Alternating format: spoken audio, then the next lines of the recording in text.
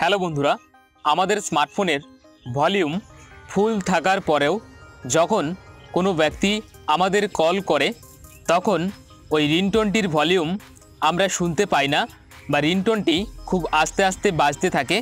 এমন ধরনের সমস্যা যদি আপনার স্মার্টফোনে হয়ে থাকে তাহলে এই ভিডিওটি আপনার জন্য। আপনারা যদি এই ভিডিওটি ফলো করেন তাহলে আপনার স্মার্টফোনের ভলিউম সম্পর্কিত সকল সমস্যার সমাধান করতে পারবেন।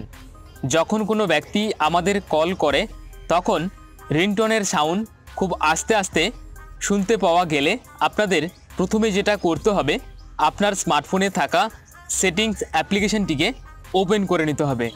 ওপেন করে নেওয়ার পর আপনারা সাউন্ড এই অপশানটিতে একটি ক্লিক দিয়ে দেবেন।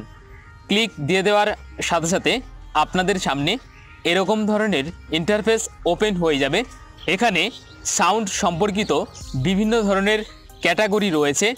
যখনই আমরা ভলিউম আপ বাটনটিতে ক্লিক করে ভলিউম ফুল করে নিচ্ছি তখন একেবারে ওপরে যে অপশানটি রয়েছে মিডিয়া ভলিউম, এই ভলিউমটি কিন্তু ফুল হয়ে যাচ্ছে, কিন্তু আমাদের স্মার্টফোনের মধ্যে থাকা এই রিং ভলিউম অপশানটি ফুল হচ্ছে না।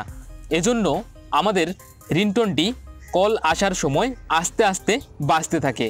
এখানে সাউন্ড সম্পর্কিত যে সকল অপশানগুলি রয়েছে আপনারা সকল অপশানগুলিকে একেবারে ফুল করে দেবেন, কেননা অনেক সময় ভলিউম আপ বাটনে ক্লিক করে এই রিং ভলিউম অপশানটিকে বাড়ানো বা কমানো যায় না।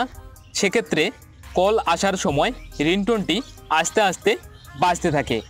আপনারা স্মার্টফোনের সেটিংস ওপেন করে সাউন্ড অপশানের মধ্যে এসে এই সকল ভলিউমগুলিকে একেবারে ফুল করে নেবেন।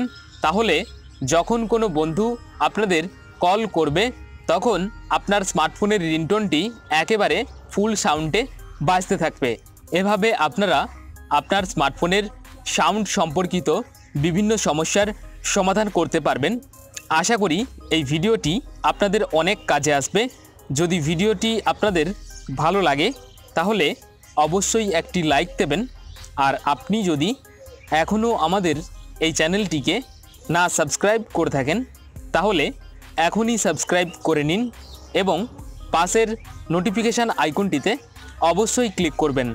আর আপনার বন্ধুদের সাথে এই ভিডিওটি শেয়ার করতেও ভুলবেন না।